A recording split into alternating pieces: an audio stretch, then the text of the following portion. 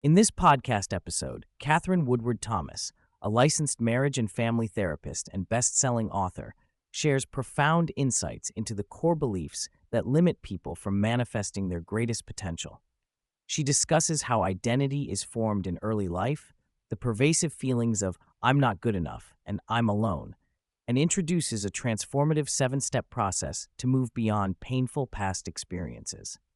The conversation also touches on overcoming victimhood, the role of the future in personal transformation, and practical tools for healing and growth. Catherine explains that many limiting beliefs, especially the deeply rooted "I'm not good enough," originate in early childhood as children struggle to form a coherent sense of self. Children internalize negative experiences and the emotional states of their caregivers without the cognitive ability to understand the complexities of their environment. This leads to relational woundings, beliefs that are shaped in direct relation to others, perceived evaluations, and emotional expressions. Feelings of insignificance or neglect can begin even in the womb through maternal energy and emotions, imprinting a sense of "I'm not wanted" or "I'm alone." These early narratives become core identity blocks that act as glass ceilings on personal potential. Catherine emphasizes that while it is valid and necessary to acknowledge trauma and victimization, making a permanent home in victimhood prevents progress. She clarifies that recognizing past abuses or hardships does not mean embracing victimhood indefinitely. Instead, healing requires stepping into personal responsibility by asking, "Who was I being that allowed this to happen?" This perspective is about reclaiming power rather than blaming self, and it is essential for initiating lasting creativity and growth. Victimhood keeps individuals stuck, while releasing it opens the door to co-creating a more fulfilling future. Identity, as Catherine outlines, is where life is generated. Beliefs such as "I'm not worthy" or "I'm not lovable" shape behavior, relationship dynamics, and how individuals project themselves in the world. These beliefs lead to compensatory patterns, like overfunctioning or people-pleasing, which reinforce old stories by eliciting confirming responses from others. Transformation requires recognizing and owning these patterns, understanding that the self is fundamentally relational, and shifting from the wounded self to the wiser adult self. This conscious shift is critical to breaking self-perpetuating cycles of pain and limitation. Catherine introduces a powerful framework, beginning with a positive possible future as the anchor for transformation. This future-focused orientation ignites motivation and development more effectively than fixating on the past.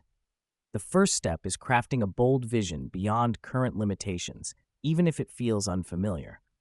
Next, identifying the source fracture story, the earliest wound that shapes a limiting belief, is vital. From there, individuals learn to mentor their wounded younger self with compassion, distinguish trauma from truth, and make new relational choices aligned with a growth mindset.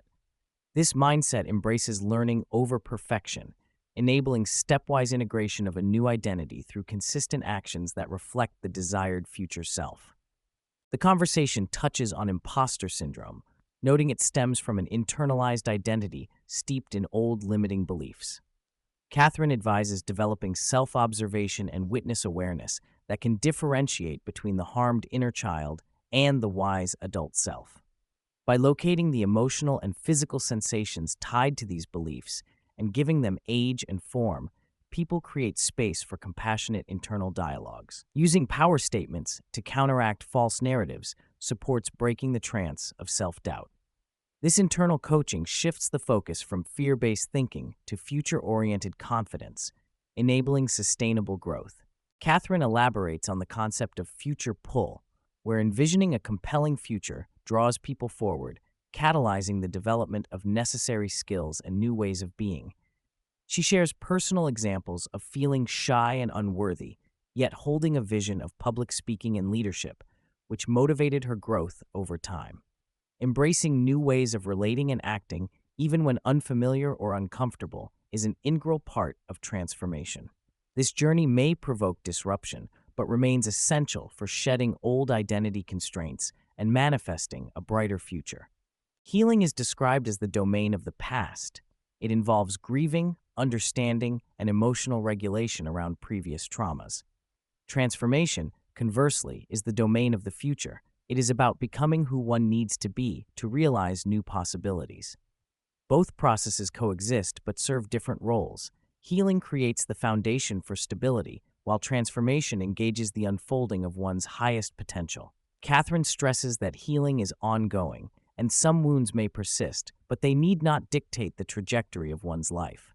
Addressing parenting, Catherine highlights the importance of sponsoring a child's potential while paying careful attention to the meanings children make about their experiences. She notes children's limited cognitive capacity before around age 7, meaning they often interpret events in black and white terms.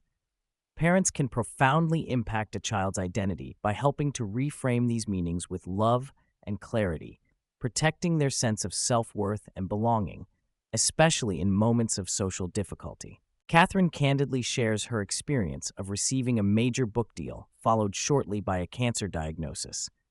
She credits her decades of personal work and future-oriented mindset with helping her stay grounded. By living from the truth of who she is and viewing challenges through the lens of her positive possible future, she accesses resilience and strength.